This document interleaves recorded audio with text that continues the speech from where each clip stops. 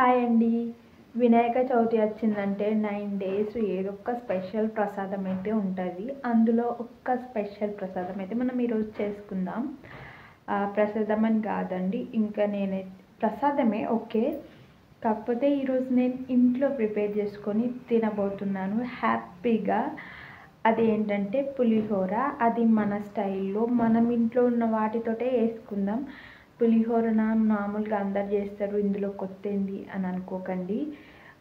నిమ్మకాయలతో చేసే పులిహోర వేరు ఉంటుంది, అట్లాగే చింతపండు గుజ్జుతో చేసేది వేరుంటుంది. మనం ఈరోజు చింతపండుతో చేసుకుందాం, ఓకేనా? టేస్ట్ ఎట్లుంటుందో తిని తెలుసుకుందాం.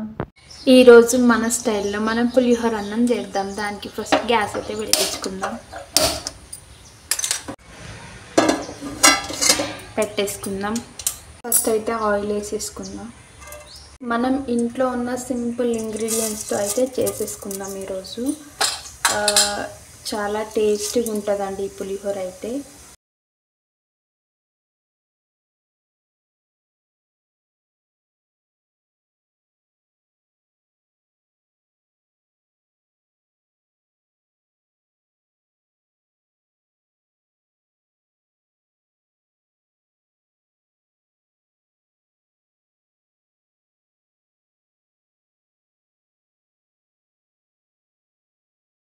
దీన్ని కోసేపు మగ్గనిద్దాం.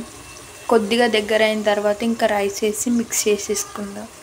ఇదైతే దగ్గరకు వచ్చేసింది. ఇంకా ఇందులో అయితే రైస్ వేసి వేసుకుందాం. అంటే ఈ రైస్ని వండి వార్చి పెట్టుకున్నాం అండి. ఇంకా రైస్ అయితే వేసేసుకుందాం. నేనైతే మిక్స్ చేసుకుందాం.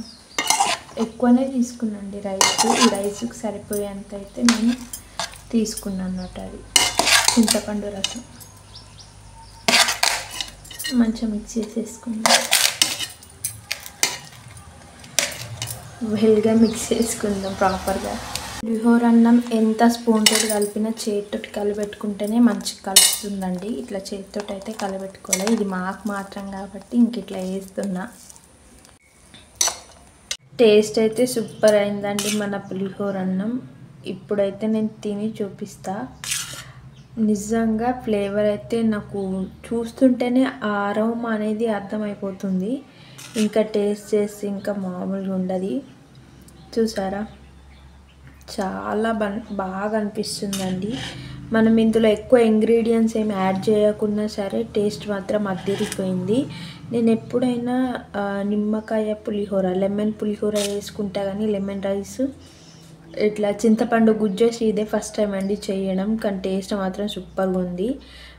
ఏదేమైనా పులిహోర డిపెండ్ దేనిపైన అవుతుందంటే మనం తీసుకునే చింతపండుని బట్టి, అది పులుపుగా ఉందా తియ్యగా ఉందా అనేది చూసి తీసుకోవాలండి. దాన్ని బట్టి ఫ్లేవర్ అనేది అదిరిపోతుంది.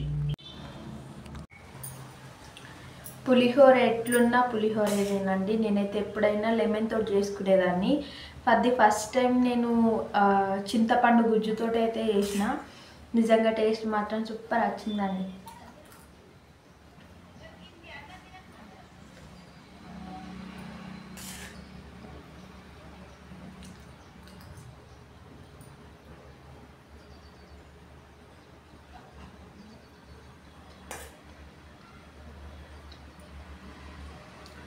ఇంట్లో ఉండే చిన్న చిన్న వస్తువులతోటే ప్రిపేర్ చేసిన.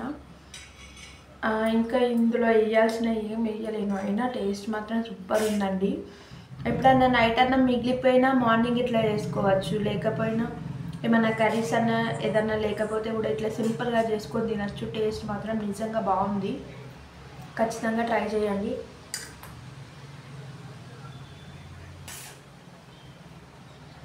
ఇది మన స్టైల్లో మన కోసం మనం చేసుకుంటాం.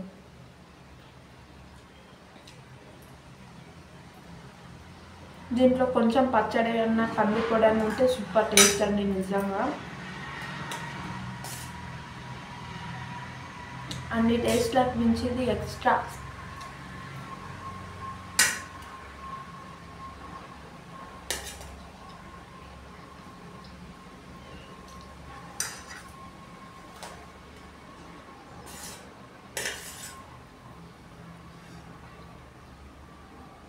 కడుపు నిండుగా తినచ్చండి.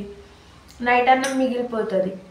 ఎవరు తింటారు అన్న క్వశ్చన్ మార్క్ వస్తుంది. ఆ టైంలో పులిహోర వేసుకొని తింటిరనుకో, అది నైట్ అన్నమా ప్రొద్దున అన్నమా అసలు అర్థం కాదు. కడుపు నిండుగా తినచ్చు. అట్లాగే చలి అన్నం తింటున్నామన్న ఫీలింగే ఉంటుంది చూడండి మీకు.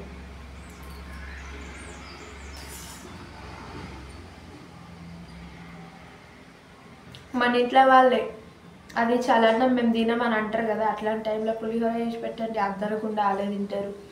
ఇంత కందిపొడి లేకపోతే తొక్కేసి అందులో పెట్టేసి అనుకో, ఇంకా పిల్లల కాడికించి కూడా తింటారు హ్యాపీగా.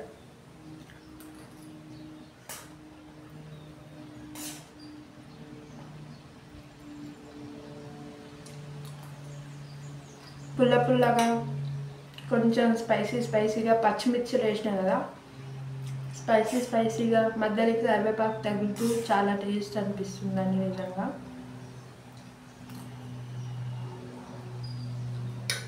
ఇలా మిస్ అయినాయి పప్పులు ఒకటే,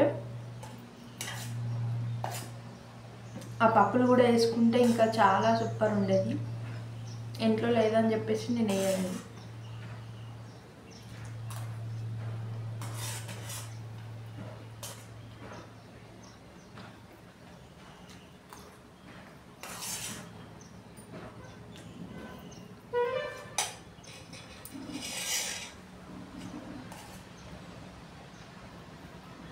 ఈ వీడియో మీకు నచ్చిందా? నచ్చితే like, share and subscribe. Bye bye.